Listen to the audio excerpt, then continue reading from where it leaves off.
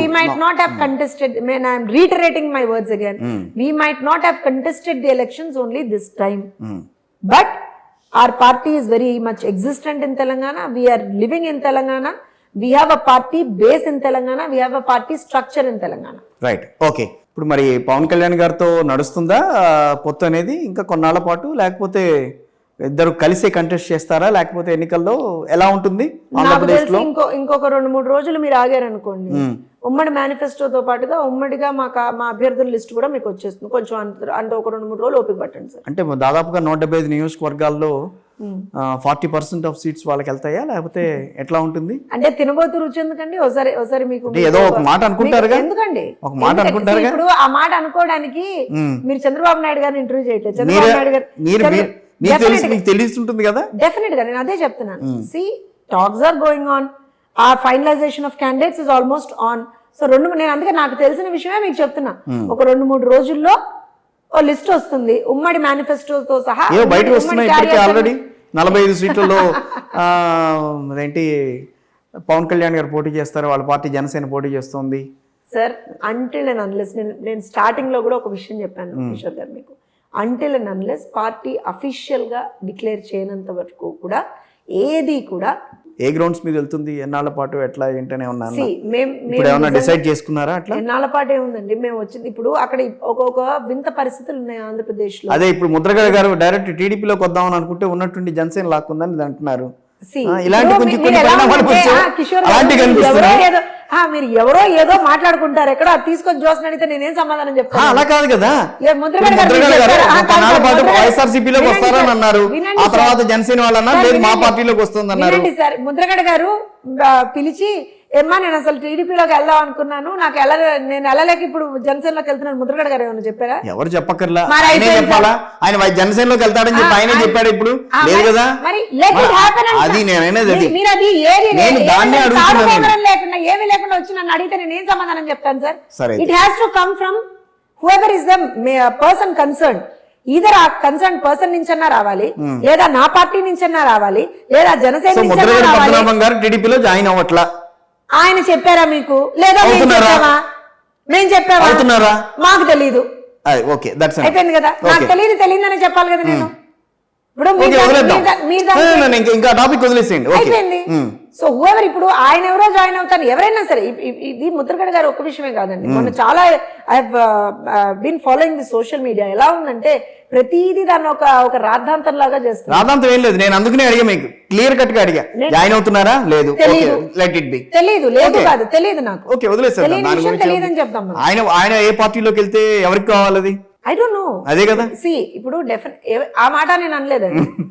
Do not twist my statements again. ఆయన ఏ పార్టీలోకి వెళ్తే ఎవరికి కావాలి? జనసేనలోకి వెళ్తే వెళ్ళొచ్చు, టీడీపీలోకి వెళ్ళొచ్చు, రేపు కాదంటే రేపు అదే కాదని వైసీపీలోకి వెళ్ళొచ్చు. వినండి, ఆయన ఏ పార్టీలోకి వెళ్ళిన తర్వాత ఆ మాట వచ్చిన తర్వాత అప్పుడు మాట్లాడతాం. ఓకే, అప్పుడు మీరు అడగండి, మేడం ఆయన జనసేనలోకి వచ్చారా లేకపోతే ఆయన వైఎస్ఆర్సీపీలోకి వచ్చారా, మీ టేక్ ఏంటి అని అప్పుడు అడగండి. అప్పుడు సమాధానం చెప్తాను. అప్పుడు తెలుస్తుందిగా ఎట్లా, అప్పుడు సమాధానం చెప్తాను. అప్పుడు తెలుస్తుంది ఎట్లా, సమాధానం అక్కర్లా. ఇప్పుడు మరి ఏముంది సార్, ఇప్పుడు నాకు సంబంధం లేదు అంటే నాకు తెలియని విషయం. అంటే నేను అడిగింది దానికి బై అండ్ లార్జ్ గా నేను అనుకున్నది ఏంటంటే, ముద్రగడ పద్మనాభం గారు లాంటి వాళ్ళు టీడీపీ కాదు జనసేనకి వెళ్ళాలన్న ఆలోచన వాళ్ళల్లో రావటం. సో ఇక్కడ ఏదో కొంచెం అసలు ఆ మాట ఎవరు ఎవరు అనక్కర్లేదు. ఆయన వెళ్తానని ఎప్పుడు అన్నాడు, లేకపోతే వెళ్ళట్లేదని ఎప్పుడు అన్నాడు? ఎవరికి వాళ్ళే ఇంటర్ప్రిట్ చేసుకుంటే ఎలాగా అంటున్నా. ఇంటర్ప్రిట్ చేసుకోవడానికి అవును సార్, ఆయన ఏమన్నా చెప్పాడా? నేను టీడీపీ ఎవరికి చెప్పాడు, ఆయన జనసేనలోకి వెళ్తానని చెప్తున్నాడు ఆయన. అవును సార్, ఆయన జనసేనలోకి వెళ్తానని చెప్తున్నారు అని అనుకుందాం. ఆయన టీడీపీలోకి నేను వెళ్ళాలనుకున్నాను, వెళ్ళలేక జనసేనలోకి వచ్చాను ఆయన చెప్పాడు మీకు? అట్లా కాదు కదా, మరి రీడింగ్ బిట్వీన్ ద లైన్స్ మరి ఇంటర్ప్రిట్ ఎలా చేస్తారండి? మీరు ఇంటర్ప్రిట్ చేసుకొని నేను ఇంటర్ప్రిట్ చేసేది కాదు. వైసీపీలోకి వెళ్లకుండా జనసేనలోకి ఎందుకు వెళ్తున్నారని టీడీపీ వాళ్ళు అడుగుతున్నారు. దానికి ఇప్పుడు వైఎస్ఆర్ ఎందుకనంటే వైసీపీలోకి వెళ్లకుండా వైసీపీతో మొన్నటి వరకు అంటగాగిన ఆయన ఇవాళ జనసేనలోకి ఎందుకు వెళ్తున్నారు అని అడిగారు. అది నిజానికి కూడా అసలు అక్కడ తెలుగుదేశం మాటే రాలేదు. మరి మీరెందుకు నేను టీడీపీ తెలుగుదేశం వాళ్ళు అన్నారు? అంటున్నారన్న ఏ ఉద్దేశంతో టీడీపీ మిమ్మల్ని వాళ్ళు అన్నా. అన్నారు సార్? తెలుగుదేశం పార్టీ వాళ్ళు, ఏ టీడీపీ వాళ్ళు అన్నారండి? ఆంధ్రప్రదేశ్ టీడీపీ ఏ నాయకులు అన్నారు? ఎవరు నాయకుల పేర్లు మనకెందుకు ఇక్కడ? మరి మీరు మీరు ఎలా ఉందంటే కాదు కాదు కిషోర్ నేను గారు. నేను మానుకుంటున్నప్పుడు మిగతా నాయకుల పేర్లు ఇక్కడ చెప్పకూడదు. మరి Except అలాంటప్పుడు- అధ్యక్షుల గురించి మనం మాట్లాడుకోవచ్చు. నేను ఏమంటున్నానంటే is it an official statement from TDP? Official statement Is it కాదండి. an official official statement statement from TDP? అన్ని అఫీషియల్ స్టేట్మెంట్ ఉండవు డెఫినెట్ గా కదా. సార్, డెఫినెట్ గా సార్. కదా? ఎందుకనంటే వినండి, ఎందుకనంటే ఇప్పుడు మీరు నన్ను ఒక ప్రశ్న అడిగారు, అమ్మ ముద్రగడ గారు ఇక్కడికి వస్తున్నారా, ఇక్కడికి రాలేక వెళ్ళారంటే నాకు తెలియదు సార్ అన్నాను. ఓకే వదిలేద్దాం. ఎందుకు తెలియదు అన్నాను? మీకు తెలియదు అన్నప్పుడు ఇంక వదిలేయటమే దాని గురించి. వినండి సార్, నేను ఏమంటున్నా అంటే ఇంటర్ప్రిటేషన్ అనేటువంటిది నిజం. ఎందుకంటే ఇప్పుడు నేను ఏదైనా చెప్పాను అనుకోండి, it becomes official statement from the party. Yes. So when I don't నేను కూడా ఇప్పుడు నేను ఏమన్నా అడిగాను అనుకోండి, నాకు When I వచ్చిన do not know- మాకు వచ్చిన సమాచారం మేరకే నేను నాకు అదే తెలిసిన వాటి మీదే నేను అదే మాట్లాడతాం కదా. అంటున్నాను సార్, మీకు వచ్చిన Beyond that మేము సమాచారం- ఊహంగా వెళ్ళగా వినండి. ఊహాతీతంగా వెళ్ళడానికి మా నేను దగ్గర అదే ఉండవు కదా. అంటున్నా, మీ సమాచారం క్రెడిబిలిటీ కూడా నేను అడగాల్సిన ఇప్పుడు నా పార్టీ గురించి మీరు అడిగినప్పుడు మీ సమాచారం క్రెడిబిలిటీ కూడా నేను అడగాల్సినటువంటి పరిస్థితి వస్తుంది. Yes. ఏ రోజున ఎక్కడా కూడా ముద్రగడ పద్మనాభం గారు నేను తెలుగుదేశంలోకి వెళ్తున్నాను అని ఆయన చెప్పను లేదు, లేదా తర్వాత నేను తెలుగుదేశంలోకి వెళ్ళలేక నేను జనసేనలోకి వెళ్తున్నాను నేను అనే ఆ మాట మాట లేదండి. ఆ మాట చెప్పలేదు. అనలేదు. రెండు ఆయన చెప్పలేదు కాబట్టి జనసేనలో there is వెళ్తున్నారు no- కదా.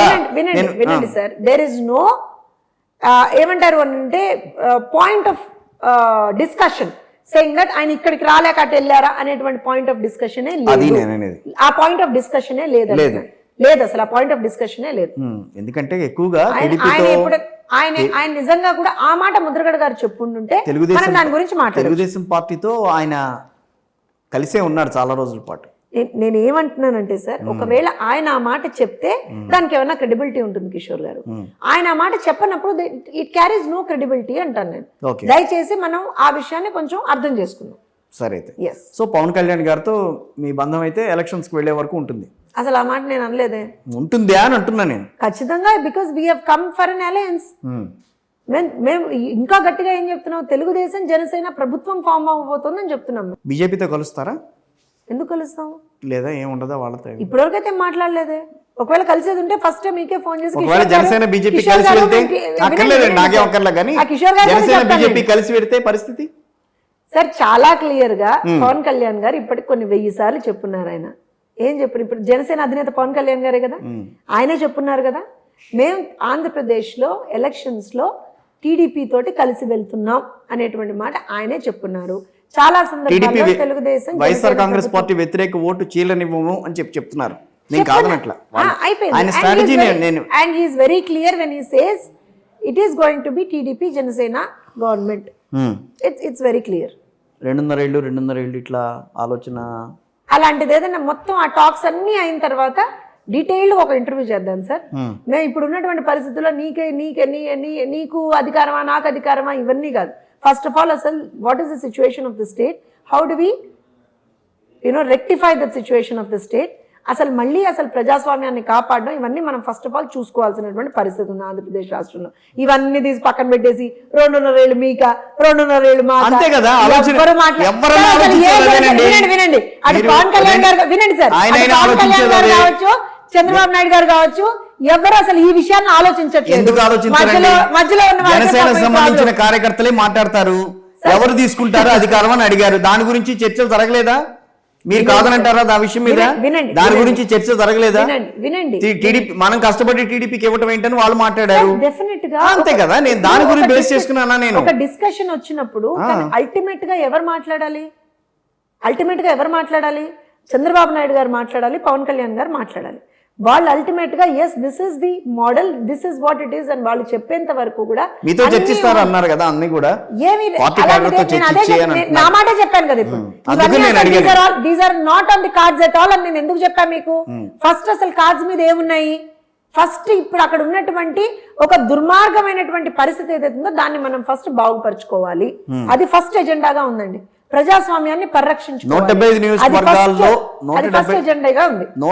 ఏదన్నా చెప్తారా? 175 నియోజకవర్గాల్లో టీడీపీ ఎంత, జనసేనకి ఎంత ఇస్తారు? అది కూడా మళ్ళీ అది వాళ్ళు డిసైడ్ చేసుకోవాలి. 2-3 రోజుల్లో దాని క్లారిటీ ఇస్తామని చెప్తున్నాం. 2-3 రోజుల్లో దాని క్లారిటీ ఇస్తాం. పథకాలు కంటిన్యూ చేస్తారా? డెఫినెట్ గా మొన్న కూడా చెప్పారు కదండి, అందులో ఉన్నటువంటి ఏవైతే మంచి ఉంటాయో ఖచ్చితంగా దాన్ని మేము కంటిన్యూ చేస్తాం. కానీ అందులో ఏదైతే తప్పులు ఉంటాయో వాటిని అయితే రెక్టిఫై చేసుకుంటూ వెళ్తాం. ఇక్కడ దాంట్లో డివియేషన్ అంటూ కనిపించదు అంటారు. అంటే ఇప్పుడు ప్రజలకి మంచి చేయాలి అనేటువంటి ఆలోచన ఒకటండి, అవతల పార్టీ మీద కక్ష కట్టడం ఒక ఆలోచన. మా ఆలోచన ఎప్పుడు ప్రజలకు మంచి చేయాలనే ఉంటుంది. మేము ఎప్పుడు అవతల పార్టీల మీద కక్ష కట్టి వెండటా పాలిటిక్స్, రివెంజ్ పాలిటిక్స్ మేము చేయం. ఎవరు చేశారు? మేము ఓన్లీ పీపుల్ పాలిటిక్స్ చేస్తాం, ప్రజా రాజకీయాలు. వెండెటా పాలిటిక్స్ చేశారని అంటే నాకు ఒకటి గుర్తొస్తుంది. చెప్పండి. 2014లో 2009, 11, 12 ఆ టైంలో శంకర్రావుని ఉసిగొల్పింది ఎవరు? అంటే ఇప్పుడు ఎవరు అంటే ఉసిగొల్పడం అంటే ఏంటి సార్? ఇప్పుడు తప్పు చేసిన వాడు ఎవడో ఉంటాడు, ఆ తప్పు చేసిన వాడి మీద ఎవడో ఏదో కేసు వేస్తాడు, దానికి కూడా తీసుకొచ్చి చంద్రబాబు నాయుడు గారికి పార్టీకి అంటకట్టేసేయండి, అంతేనా? అప్పుడు జరిగిన పరిణామాలు నాకు తెలిసినంత ఇప్పుడు వరకు ఎవరో వాళ్ళకి అనుగుణంగా కేసు వేసింది ఎవరు? సార్? అప్పుడు ప్రభుత్వం ఎవరిది? అప్పుడు ప్రభుత్వం ఎవరిది? కాంగ్రెస్ కేంద్రంలో ఎవరిది? రాష్ట్రంలో ఎవరిది? తెలుగుదేశం పార్టీకి ఏం సంబంధం సార్? మాట్లాడే వాళ్ళకన్నా కొద్దిగా మీరు వాళ్ళు సమర్థించుకున్నా కూడా గతం ఎలా ఉంది పార్టీలు అన్న తర్వాత తప్పు చేయకుండా ఉండవు మేడం. నేను ఇప్పుడు మీరు ఏమంటున్నారంటే నా పార్టీ ఏమన్నా అక్కడ అధికారంలో ఉందా?